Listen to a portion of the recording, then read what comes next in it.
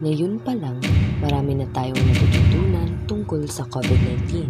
Ngunit paano tayo makakasiguro na ligtas tayo sa sakit nito? Narito ang bawat gabay upang ating mapanatili ang ating kaligtasan. Una, maayos na paghuhugas ng kamay. Gawin ito ng madalas, lalo na pagkatapos umalis sa bahay at bago kumain. Ang tamang paghuhugas ng kamay ay nakatutulong upang alisin ang mga virus at bakterya na maaaring magdulot ng sakit. Pangalawa, pagtakip ng bibig at ilong gamit ang braso. Sa ganitong paraan, kapag ikaw ay umuubo o bumabahi, naiiwasan ang pagkalat ng mga droplets na nagdadala ng virus sa hangin. Pangatlo, paggamit ng alcohol o sanitizer sa mga kamay. Siguraduhin may hindi bababa sa 60% na alcohol ang produkto upang epektibong mapatay ang mga mikrobyo. Pang-apat, suot ng face mask sa mga pampublikong lugar.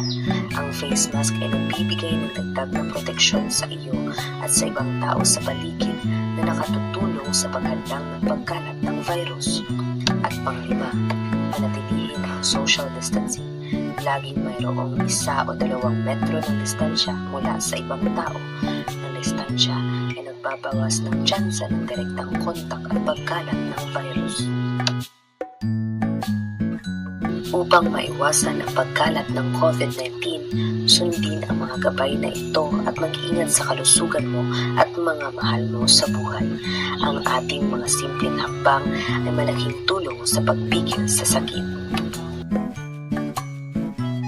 Sama-sama tayo kumilos at sumunod sa patakaran upang ang ating kalusugan ay maprotektahan sa pamamagitan ng tamang paghugas ng kamay, pagsusuot ng face mask at pagkakaroon ng 1 meter distansya at pagpapabakuna. Laging tandaan, ang kalusugan ay protektahan upang sakit ay maiwasan.